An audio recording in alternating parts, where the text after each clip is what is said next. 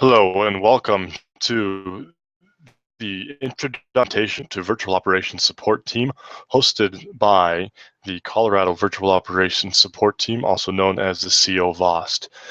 This is Nathan Hoonerwaddle speaking. I will be presenting this presentation to you. I am a communications specialist with the Colorado Division of Homeland Security and Emergency Management. I am also, as part of my role with the Division of Homeland Security and Emergency Management, I am the Colorado Virtual Operations Support Team Manager. So I'm excited to bring to you today the Virtual Operations Support Team Introduction and Orientation. What this presentation will provide to you today is two things. First off, it will provide a brief introduction to virtual operations support teams in general. And second off, it will provide an orientation into the Colorado Virtual Operations Support Team and how we operate. We'll cover some of the basics on how the team can be activated, as well as some of the basics on how the team operates internally as far as we share information and maintain and work together during an activation. So without further ado, we'll get on with the presentation. This presentation is available at covost.blogspot.com. And if you have any questions at all, you can find my contact information at covost.blogspot.com. So what is a virtual operations support team, or a VOST? A VOST is a team of trusted agents who lend support via the internet to those on site who may otherwise be overwhelmed by the volume of data generated during a disaster. A couple key points to bring out with this definition. First off, it is a team of trusted agents. A trusted agent means that this is a team made up of individuals who have passed a minimum level of a background check and can be trusted to have information, and that an incident can share information with these individuals because they know that they are going to handle the information that is being shared with respect, and that they are going to use that information only for the mission that they have specifically been activated for. And that mission is to lend support to the incident through the internet, through social media, and other online tools.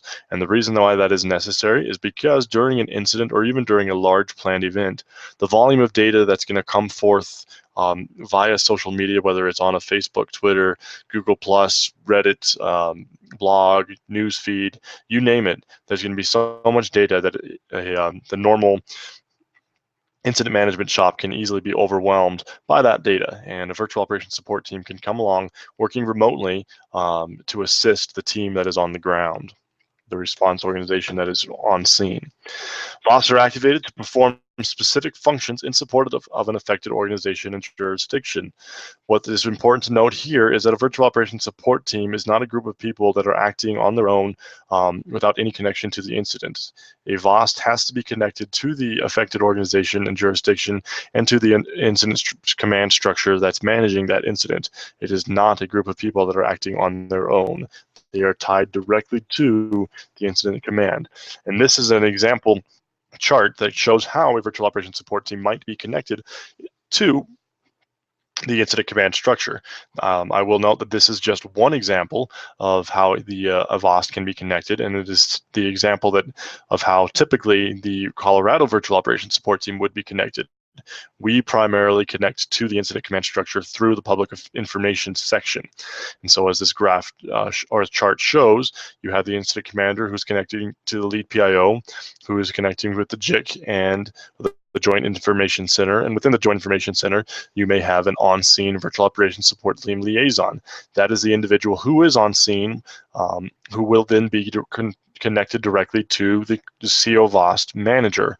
That manager then manages the entire virtual operations support team and ensures that the missions that are handed to him by the VOST liaison, who is on scene, are achieved, and any issues that come up with the memberships, any of the data, all of that is run through the COVOST manager and then directed to the on-scene liaison, so that the on-scene liaison only has to deal with one individual and does not have to worry about managing a large team. That job falls under the COVOST manager, and thereby it maintains the span of control for that on-scene liaison. This is, again, one example of how the VOST can connect to the incident command structure. This can change. For instance, in A smaller incident, you might have the COVOST manager liaisoning directly with the lead PIO, or you might mix it up entirely and have the COVOST manager or the virtual operations support team manager connecting to the incident command structure through a different avenues, such as through the situation unit leader or some other element of the incident command structure. The key point here, however, is what's written right on the slide. Virtual Operations Support Team trusted agents must remain directly connected to the affected organization jurisdiction through the Virtual Operations Support Team manager and on-scene liaison. Virtual Operations Support Teams, the trusted agents use new communication technologies and social media tools to support emergency management and disaster recovery. One of the powerful uses of the virtual operations support team is the mere fact that the team members are up to date with the new tips and tricks, the new platforms that are online, and they can assist the incident command structure and response agency by using those new tools that the agency may not have already mastered, or you may not even have a familiarity with. The virtual operations support team can help bring some light into those areas. So again, what is a virtual operations support team? It's a trusted group of people. A quick note here is that this group of people does not have to be just strictly made up of volunteers. A lot of people confuse the V as part of virtual operations support team to mean volunteer operations support team, and that is not the case. While many VOSTs are made up of volunteers, to which the Colorado Virtual Operations Support Team is one, there are many teams that can be put together through staff members, through paid members, and other members within. Say, if you're a part of a county, you might find staff members throughout your county that can populate this team and assist on the team. So it is a trusted group of people. That's the key piece.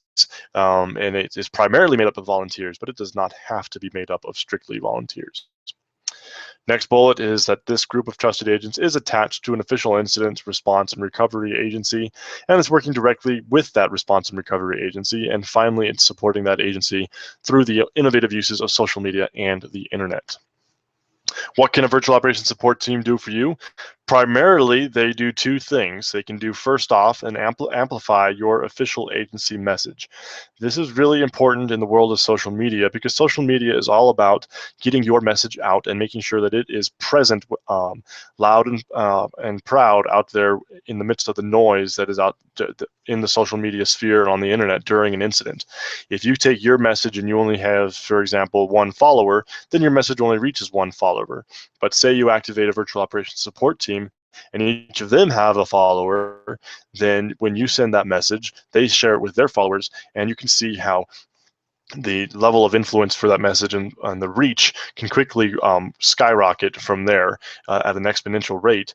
So the fundamental activation for a virtual operations support team is simply to amplify the official agency message so that the official message is getting out there ahead of any other misinformation, rumors, and that kind of thing. And when it comes to misinformation and rumors, the virtual operations support team is an excellent tool that can be used to monitor the social media and the internet for emergency messages, situational awareness concerns, rumor controls, reputation issues, that kind of thing.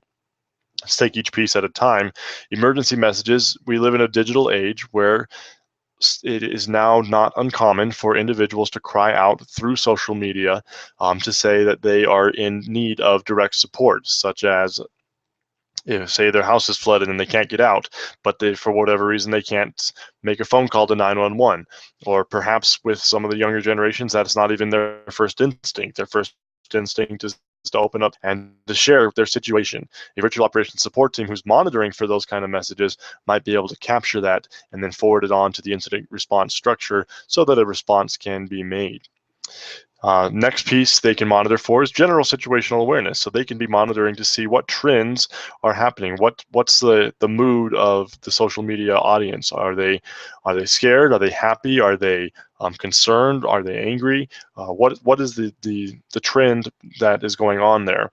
Furthermore, they can also track damage assessments. They can see after the storm rolls through, they can start to see what kind of pictures are being posted. Are pictures showing that the incident command structure needs to be ramped up to handle the severity of the incident, or are the pictures showing that the storm wasn't as bad as people thought? Situational awareness is something that the virtual operations support team can bring. Finally, they can really assist an agency by being activated to monitor for rumors as well as issues that might affect the reputation of the response agency. They can track those items. Once they're found, they can feed them through the chain of command so that if they need to be addressed, the official incident can be addressed them. Now, the amplification and the monitoring piece are the primary reasons that you would activate a virtual operations support team. And again, this is because on a typical incident, the manpower of those on scene may be limited, and you can use a virtual operations support team who is completely remote, completely unaffected by the incident, to assist you with these easy tasks. Now, there are some secondary missions that the virtual operations support team can also activate for. I will say, however, that from the Colorado virtual operations support team perspective, we prefer that you do everything you can, everything in your power, to do these secondary tasks within the incident command structure itself, and only use a virtual operations support team as an absolute last resort, because we believe that these points are so important when it comes to the world of social media that they really should be done in-house and on scene. That said, if there is a need, a virtual operations support team can help an agency develop tools and platforms for official agency use. So let's say an example, that an agency may not have a Facebook page or a Twitter page or maybe a blog. Very often, virtual operations support teams can stand up a page, a Facebook page, a Twitter account, a blog, etc., and assist the incident command structure, specifically in this case, the public information side of the response through creating those platforms.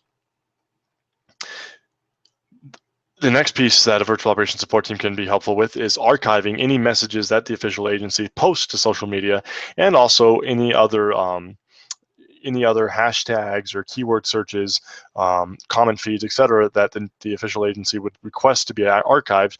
A virtual operations support team can take some time to archive those things. They can also take time to analyze and provide reports back on the basic statistics and trends. Now, a comment on the archiving and analyzing, while a virtual operations support team can assist in these areas, in order to truly get the best results, it's important for the agency on scene to have set up an archiving system, an analysis system, a statistics system ahead of time, because often to get the best results, you need to use some sort of a paid tool and have these systems set up ahead of time before your incident happens. And so really it's important to try to have these capabilities taken care of in-house. But again, if necessary, a virtual operations support team can come in to assist in bringing about these goals. Virtual operations support teams are kind of the trend in the emergency management world right now. A lot of people talk about them. A lot of people want to get a virtual operations support team or use a virtual operations support team. Now, that said, because they are so popular and they're becoming the kind of the talk of the town, if you will, it's important to define what exactly a virtual operations support team, but it's also important to define what it is not. And really the point of this slide is to really emphasize the first point on the slide, which is that a virtual operations support team is not an alternative to an internally robust integrated social media communication strategy. You and your host agency, your home agency, the incident response structure needs to have an internally robust social media strategy and already in place, a plan in place, because a virtual operations support team, while it is a great tool and a resource, it is not the primary resource. It is a tool that supplements what you are already doing. The second bullet states it is a task force. It is not a task force that you can order up to handle all of your social media needs. It can certainly handle many of your needs and can supplement what you're already doing, but it should not be used to completely handle everything. That really should start on scene. And so it's not a VOST is not an excuse for you or your agency to not learn social media. If you don't know the ins and outs of social media, if you're not using it on a day-to-day basis, you will not even understand why you need to activate a virtual operations support team to support what you're already doing. Again, we've made the point that virtual operations support teams are not exclusively made up of volunteers, and they don't have to be just used for public information needs. The Colorado VOST, for example, is primarily used to benefit the public information section and needs of the incident command structure. But a virtual operations support team can also be used to benefit many other sections of the incident command structure. And one primary example might be through providing intelligence and feedback, situational awareness to the situation unit leader within the incident command structure. So again, nice and short and succinct, here's a succinct definition of what a virtual operations support team is. It is a team of trusted agents, volunteer or otherwise, selected and activated by you for the specific purpose of supplementing your existing social media program through the enhanced and innovative uses of social media, new communication technologies, and other online tools.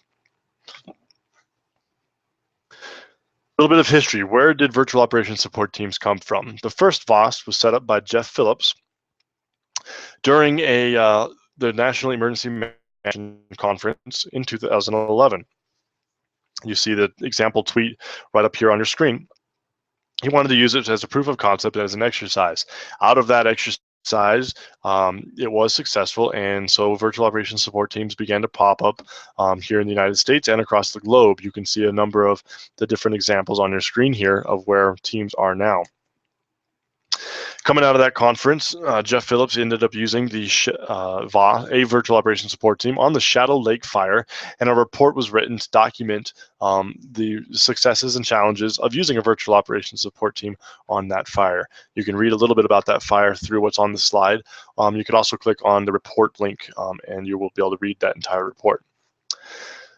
Where are virtual operations support teams now? Now, just a few years past 2011, there are virtual operations support teams across this United States and across the globe. VOSTs have been used for a number of notable activations.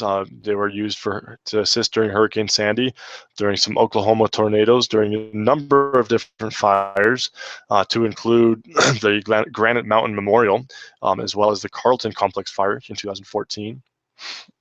They've also been used for many fires on the Pacific Northwest. You can see the Table Mountain fire, Long Draw fire, and then multiple fires here in 2014, just to mention a few.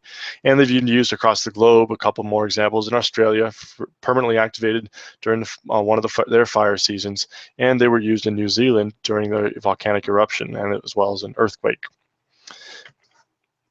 Now, we're going to move a little bit further away from the introduction of a virtual operations support team and into an orientation in how the Colorado virtual operations support team was created and how it activates to support and lead and support the Colorado communities. So first off, the report that I brought up earlier on the Shadow Lake fire was written by Project EPIC, which is part of the University of Colorado. So right from the very beginning, Colorado has had a role to play in the formation of a VOST, the VOST world.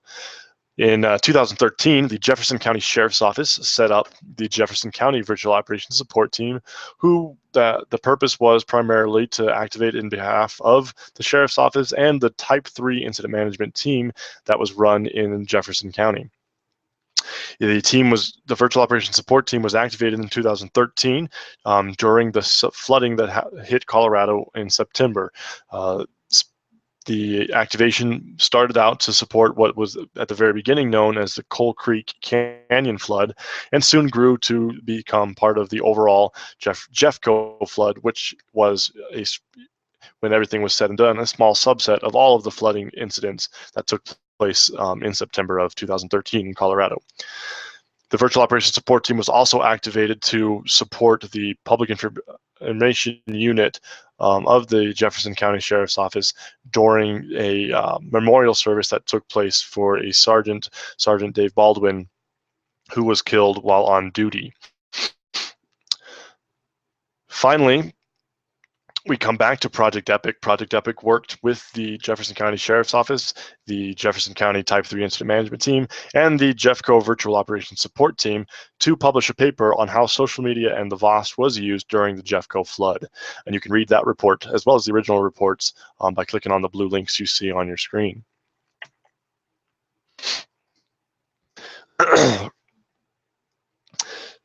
Now, in 2014, the Jefferson County Virtual Operations Support Team transitioned to become the Colorado Virtual Operations Support Team. The Colorado Virtual Operations Support Team's mission is to lead and support the state of Colorado and our local Colorado communities through the innovative use of social media and other online tools. So by migrating from the Jefferson County Sheriff's Office and the IMT into the state level, the team now can be activated to support any local, county, or state agency here in Colorado. We continue to have a close partnership with the Jefferson County Sheriff's Office, which is why you see their logo at the top of the screen here, along with the Colorado Division of Homeland Security and Emergency Management logo. If you would like to know more about the history of the Colorado Virtual Operations Support Team and how it grew out of the JEFCO VOST, you can visit www.covost.blogspot.com to start learning more on that subject. So let's say that you're excited about a virtual operations support team and you would like to have one or to activate one. What do you do? First off, the best option is to build your own VOST. And the reason for that is if you build your own team, you can use it and build it to meet the specific needs of your agency. So that really is the best option. Alternatively, if you're here in Colorado, you can utilize the Colorado Virtual Operations Support Team to support any tribal, city, county, or Colorado state agency. Any of those entities can request activation of the team. You would like to activate the Colorado Virtual Operations Support Team, there are a number of set procedures that you would have to follow. Again, the VOST can be activated to support local, county, and state agencies. It is important to note there that it has to be an official government agency, and it also has to be a local, county, or state agency within Colorado.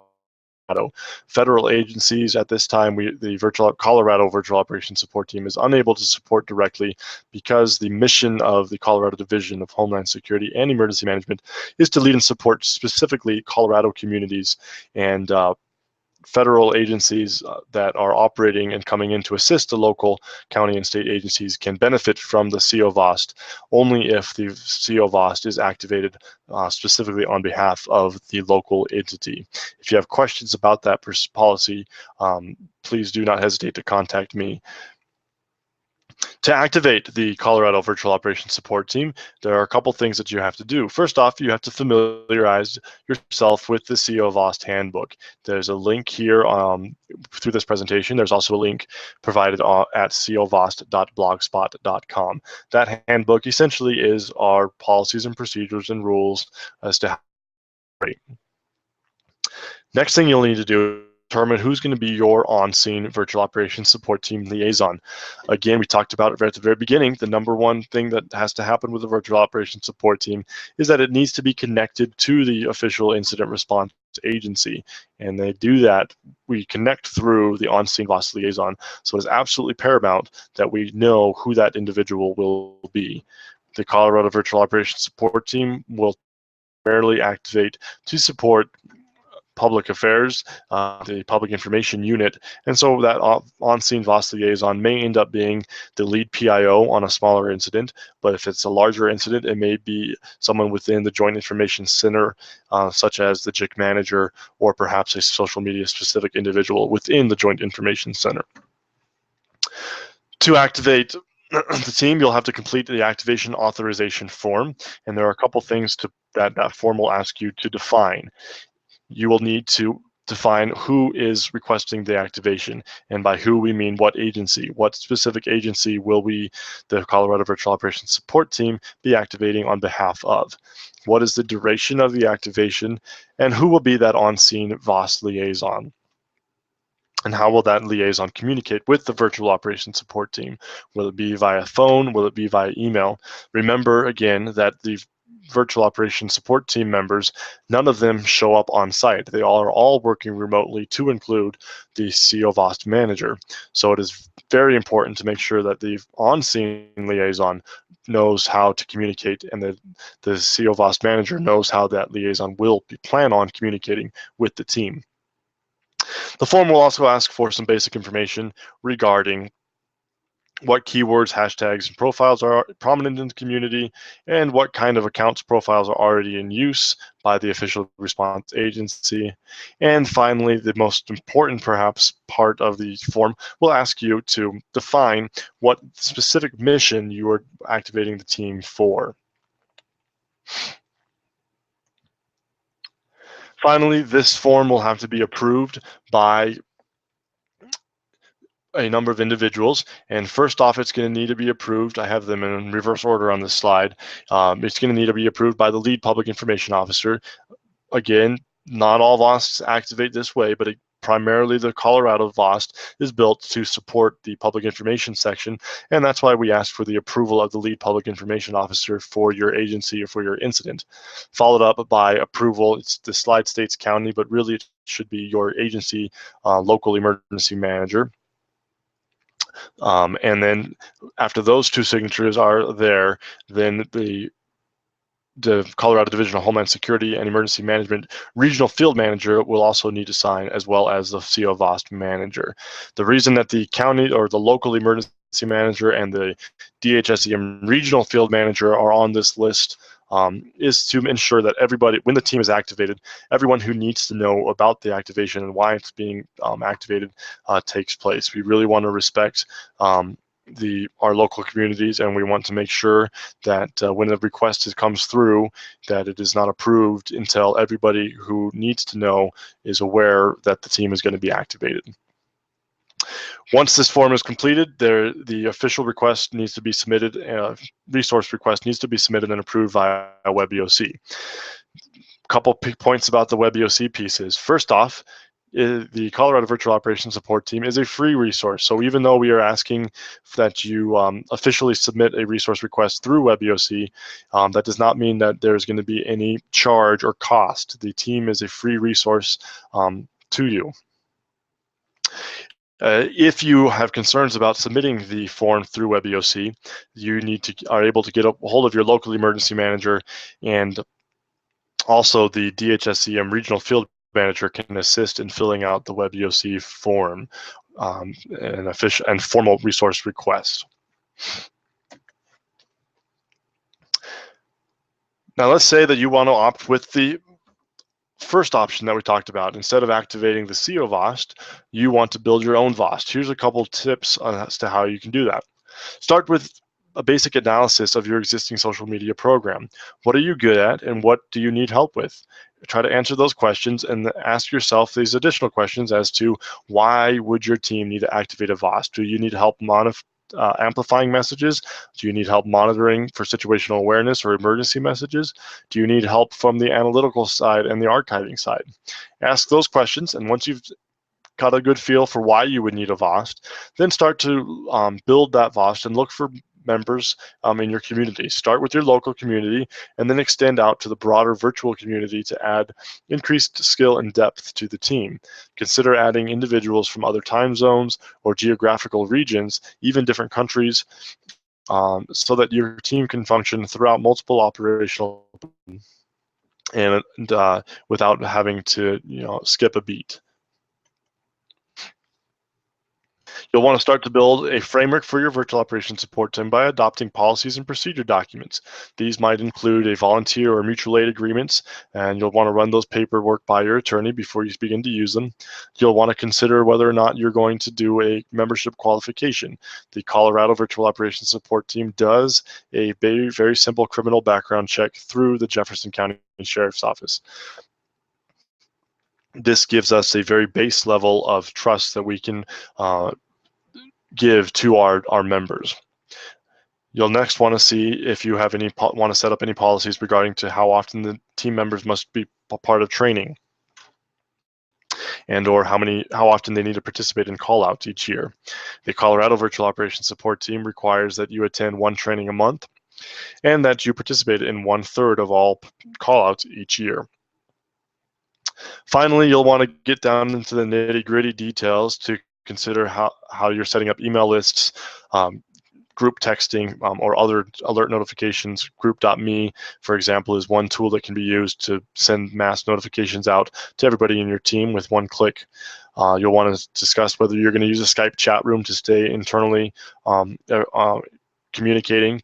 Skype chat rooms are popularly used during virtual operations support team activations because it is a simple tool that many people can use at the same time. So you want to determine those things, and then you'll want to start training. You'll build that team, and then you'll want to train and practice so that you're ready before an activation. Then the time will come where you will activate. It is typically best to try to activate for a planned large incident so that you can use it as a bit of an exercise, and then you'll be ready for a real life incident if that should occur. After you activate for either an exercise or an incident, you'll want to complete after action reviews, and then you'll want to repeat the cycle over and over again so that you can constantly improve upon the system you have in place. Should you want to build your own VOST, the documents that the Colorado Virtual Operations Support Team have created may be used and adopted by you and your agency. I will simply copy and paste the document. You are welcome to do that. Make edits as necessary, change the logos, etc., and you'll be well on your way. We at the Colorado Division of Homeland Security and Emergency Management truly want to lead and support our Colorado communities. So we encourage you to use the tools that we have already set up and adopt them as your own, edit them as need be. So for the Colorado Virtual Operations Support Team side, what does an activation look like? First step is the Virtual Operations Support Team manager accepts the mission and is in contact with the on-scene Virtual Operations Support Team liaison. The VOST manager then sends out a group.me activation notification to the team. We use group.me as a notification tool so to send a text message to all of the phones, all of our members' phones, to let them know that the team has been activated. It is our first notification tool. After that notification is issued, then members are expected to check into a common Skype chat room.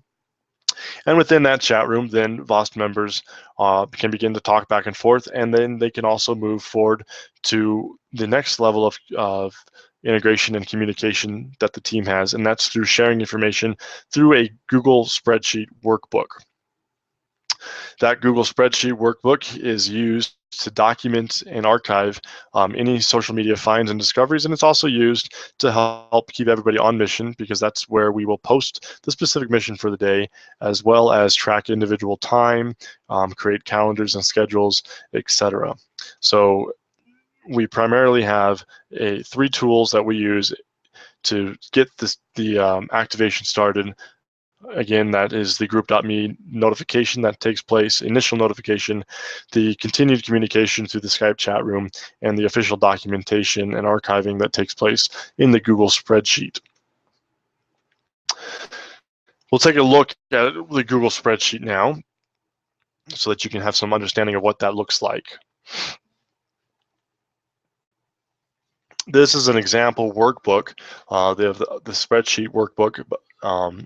And this is common. This specific workbook is used by the Colorado Virtual Operations Support Team, but as you can see from the Creative Commons attribution license that is being used, this workbook has been created by other virtual operations support teams and specifically developed in the Pacific Northwest and in other areas as a tool that virtual operations support teams use across the nation and the globe. So primarily you're going to have a cover page.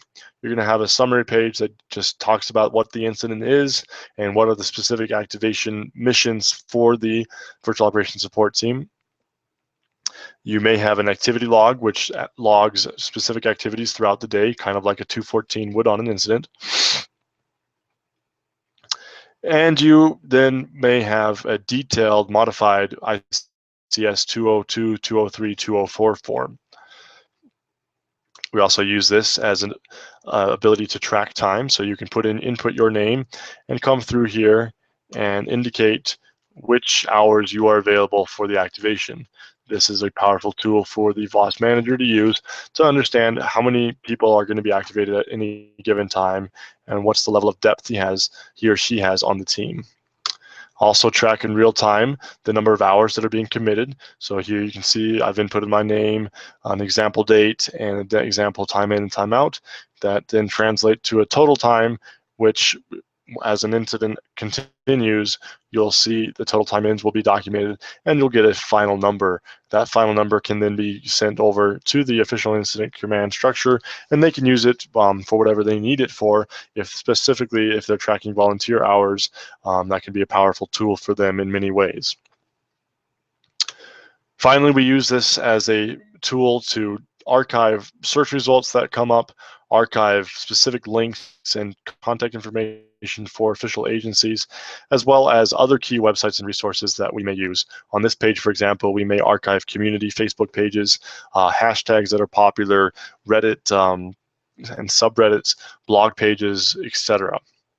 So that's just a quick look of how the workbook is used. It's a very popular tool. Again, this is an example of how the Colorado Virtual Operations Support Team has modified this tool. You will see other virtual operations support teams using similar spreadsheets with slight modifications as well.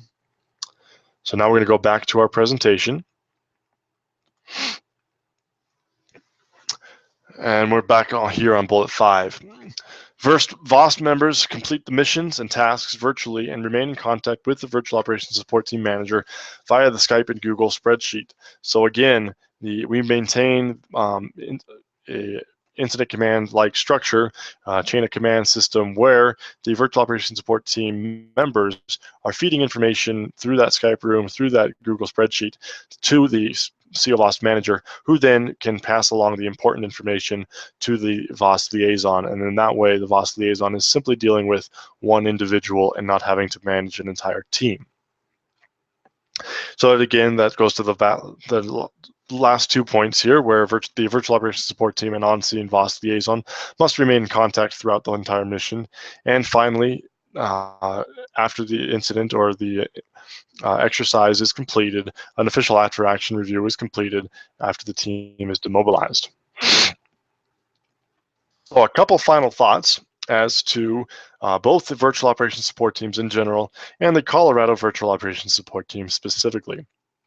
Couple things. First, you and your agency and your community will directly benefit from the activation of a Virtual Operations Support Team. Your agency will primarily benefit from having an internally robust social media program, but it will also benefit from the supplementary tools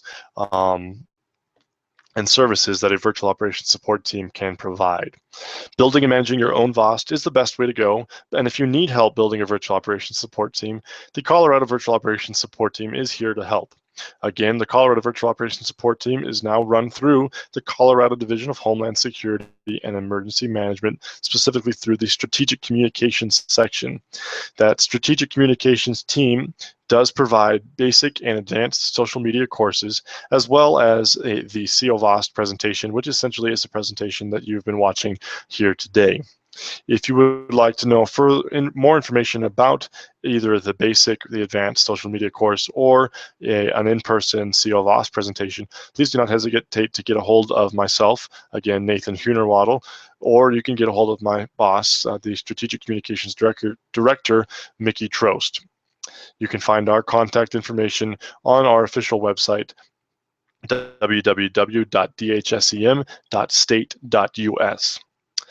The COVOST is available for activation on your incident. If you choose to activate this activation, please ensure that your request is specifically defined using the activation authorization form we talked about earlier. Please ensure that your request comes with a VOST liaison clearly assigned. And finally, please understand that the Colorado Virtual Operations Support Team members are still learning as well. Social media changes on a day-to-day basis, so none of us are experts. We are all learning, but the team stands ready to provide services to you and your agency if need be.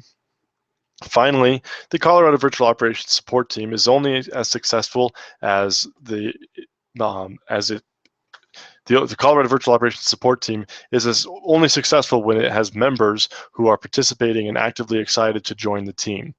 So we would ask that you consider joining the team today so that you can not only benefit from having the team activated to support you and your agency, but you can also give back to other agencies to support them through the Virtual Operations Support Team. We'll talk a little bit more about how you can join the COVOST in just a little bit. But before we get there, I wanted to bring up a couple different resources you might want to check out if you're interested. We've already brought up our blog, which is www.covost.blogspot.com. You may also want to check out www.vosg.us. That stands for Virtual Operations Support Group, and that is a clearinghouse for virtual operations support teams and information about those teams across the globe. A great resource. If you would like to know a little bit more about social media for emergency management in general, I would recommend that you follow the hashtags on Twitter, the SMEM, standing for social media and emergency management, as well as hashtag VOST and hashtag SMEM chat. SMEM chat is a Twitter chat that takes place every Friday at 10:30 a.m. Colorado time. And the conversations track and cover everything related to social media for emergency management. This is a powerful chat that you can simply sit back and watch the conversation and learn from it, or you could actively participate, either asking questions or answering questions, depending on your level of expertise. I re-mentioned at the bottom of this slide the paper that was written by Project Epic regarding the Jefferson County's use of social media and the virtual operations support teams during the 2013 flood, because this is, again, a case study that you can read and take back to your community to show how a virtual operations support team can integrate into an already robust and integrated social media strategy. So finally, the last slide.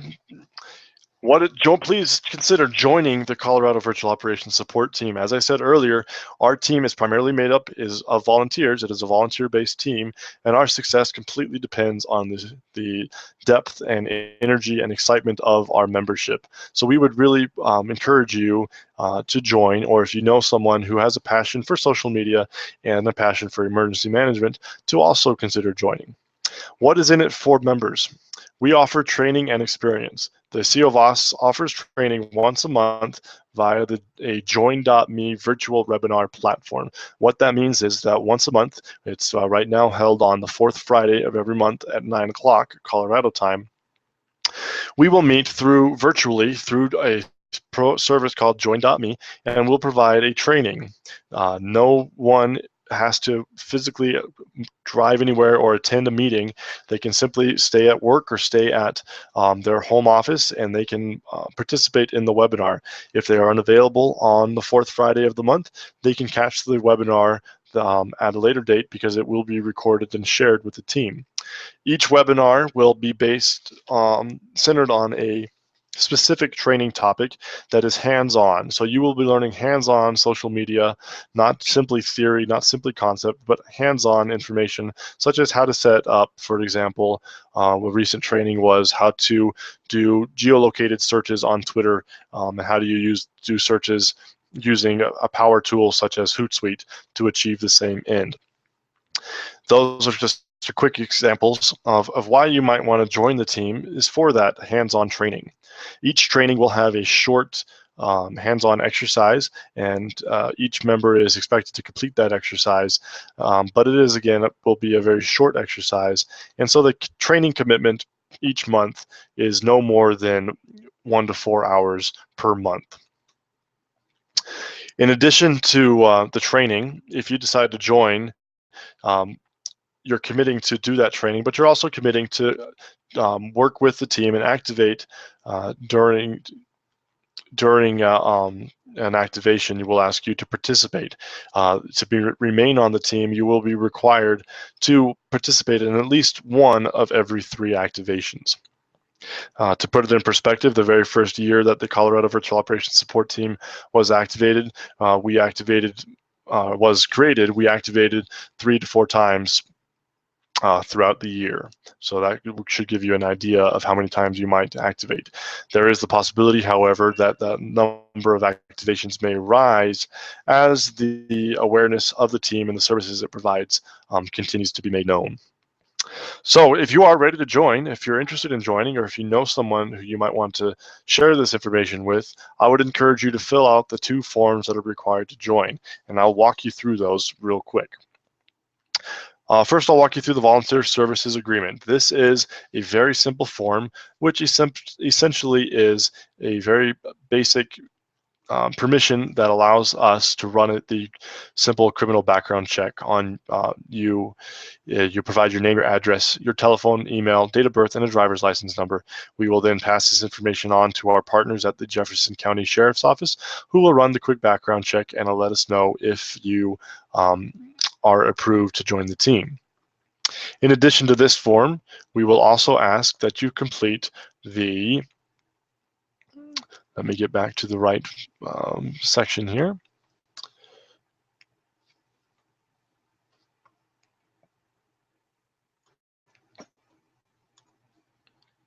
The volunteer registration form.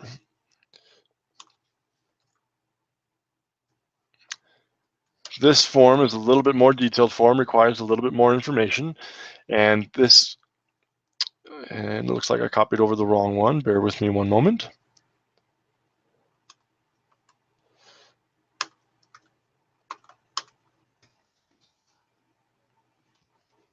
I'm going to search it in a different way.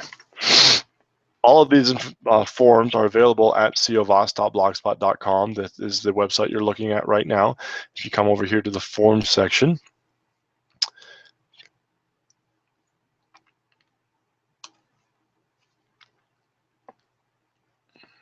the registration form. On the first page of the form is essentially some basic information about the team, so feel free to share that with others. We've talked about what the commitment is. Make sure you've read through that. And then we'll ask for some basic information here. I want to highlight a few things. Most of this information is fairly straightforward. There are asterisks next to the Gmail, Twitter, Facebook, Group.me, and Skype. This is because we need this contact or these account information from you in order to have you be a successful member of the team. We use Gmail primarily to allow you to collaborate with us on the integrated Google spreadsheet. Without your Gmail account, we are unable to collaborate with you because that spreadsheet is closed, only open to members of the team.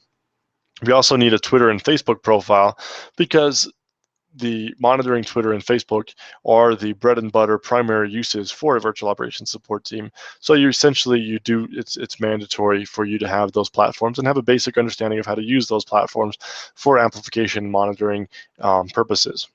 Finally, we need to have a Skype or Group.me account because the Group.me is used for our notification system and the Skype account is used for communication during an incident. If you have questions about how to set up a Gmail account, Twitter account, Facebook, Group.me, Skype, or any of the above, we will be developing a series of trainings to help assist you to get to the point where you have those accounts. And once you have those accounts, then you can officially join the team. We also, if you'll see on the bottom, we ask that you have a Hootsuite or TweetDeck account. That is because you will need familiarity with at least one of those tools, one of these power tools, if you will, to assist with the monitoring needs. And again, if you have not used one of those tools before, but you would like to join the team, we will be developing training, a training module that you can watch to learn how to set those accounts up, get those accounts set up, and then you can officially become a member of the team. Finally, we ask that you have some familiarity with Incident Command. Again, the virtual operations support team is tied to the Incident Command structure. So we ask that if you don't already have these trainings under your belt, that you would get them within the first 3 months and or before your first official activation with the team. These trainings are all independent study courses that are available online through the FEMA Independent Study Program, and they include basic ICS courses, as well as basic public information courses. So we have ICS 100, 200, 700, 702, 800, 29, and 42. The courses that are down below are in-person courses that we encourage you to take whenever possible, because they will give you a better understanding and grasp of how public information officers are used during incident responses, during large incidents, as well as during day-to-day operations. And then once you understand how a public information officer operates within those contexts, I believe you will become a much more empowered virtual operations support team member, because you'll have that situational awareness and understanding of how the team works as a whole.